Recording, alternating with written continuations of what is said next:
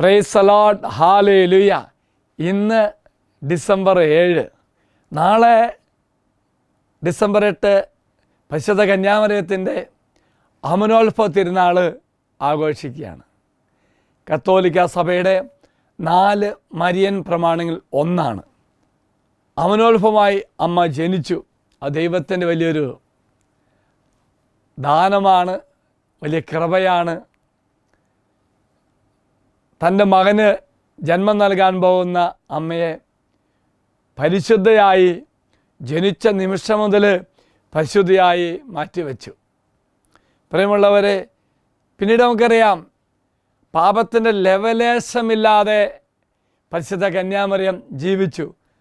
അതുകൊണ്ട് നാളെ നമ്മൾ പരിശുദ്ധ അമ്മയുടെ തിരുനാൾ ആഘോഷിക്കുമ്പോൾ നാം മധ്യസ്ഥം പ്രാർത്ഥിക്കേണ്ടത്, അമ്മയെപ്പോലെ പരിശുദ്ധമായ ജീവിതം നയിക്കുവാൻ ഞങ്ങളെ സഹായിക്കണമേ എന്ന് നമുക്ക് പ്രാർത്ഥിക്കാം. ഒപ്പം തന്നെ ഈശോയെ അമ്മ നിമിത്തമായിട്ട് ലോകത്തിലേക്ക് നമുക്ക് തന്നു എങ്കിൽ നമ്മുടെ പ്രവൃത്തി നിമിത്തമായിട്ട് മറ്റു മക്കൾക്കും ഈശോ കൊടുക്കാൻ നമുക്ക് സാധിക്കണം. അത് നമുക്ക് എന്നാ ചെയ്യണം? പരിശുദ്ധ അമ്മയോട് മാധ്യസ്ഥം പ്രാർത്ഥിക്കുകയും ചെയ്യണം. യേശുവിനെ നമുക്ക് തന്ന അമ്മ എപ്പോഴും നമ്മെ യേശുവിലേക്ക് നയിക്കുകയും ചെയ്യുന്നുണ്ട്. ഒപ്പം ചെയ്യണം, നാമും അതുപോലെ മറ്റുള്ളവരെ യേശുവിലേക്ക് നയിക്കണം.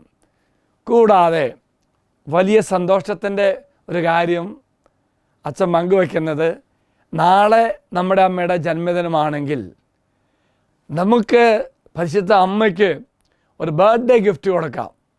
അതിനച്ഛൻ ഒരു പ്രോഗ്രാം ഒരുക്കുന്നുണ്ട്.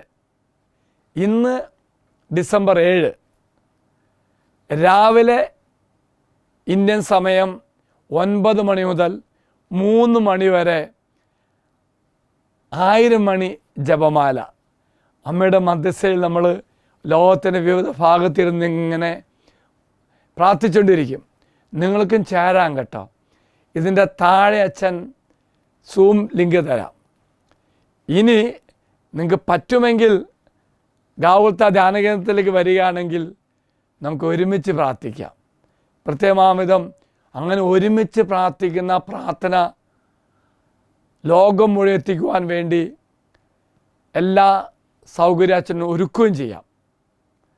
അപ്പോൾ നിങ്ങൾ പറ്റുമെങ്കിൽ ഗാവുൽത്തേക്ക് വരിക. ഇനി പറ്റൂല്ലെങ്കിൽ ലോകത്തെ ഏത് ഭാഗത്തിരുന്നാലും നമുക്ക് പ്രാർത്ഥനയിൽ പങ്കെടുക്കാൻ സാധിക്കും. പ്രിയമുള്ളവരെ, അമ്മയുടെ ജന്മദിനം ആഘോഷിക്കുമ്പോൾ നമുക്കും പ്രാർത്ഥിക്കാം, ഈശോയെ പരിശുദ്ധ അമ്മയെപ്പോലെ വിശുദ്ധിയോടുകൂടി ഞാൻ ജീവിക്കുവാൻ എന്നെ സഹായിക്കട്ടെ. എൻ്റെ കുടുംബത്തിലേക്കും എൻ്റെ ജീവിതത്തിലേക്കും അമ്മയുടെ ശക്തമാധ്യസ്ഥം ഉണ്ടാകട്ടെ എന്ന് അമ്മയുടെ മധ്യസ്ഥത നമുക്ക് പ്രാർത്ഥിക്കുകയും ചെയ്യാം. ദൈവം നിങ്ങളെല്ലാവരും അനുഗ്രഹിക്കട്ടെ എന്ന് പ്രാർത്ഥിക്കുന്നു. മറക്കരുത്, ഡിസംബർ 7 പ്രത്യേക അമ്മയുടെ മധ്യസ്ഥ പ്രാർത്ഥന രാവിലെ 9 മണി മുതൽ ഉച്ചയ്ക്ക് 3 മണി വരെ നമുക്ക് ഒരുമിച്ച് പ്രാർത്ഥിക്കാം.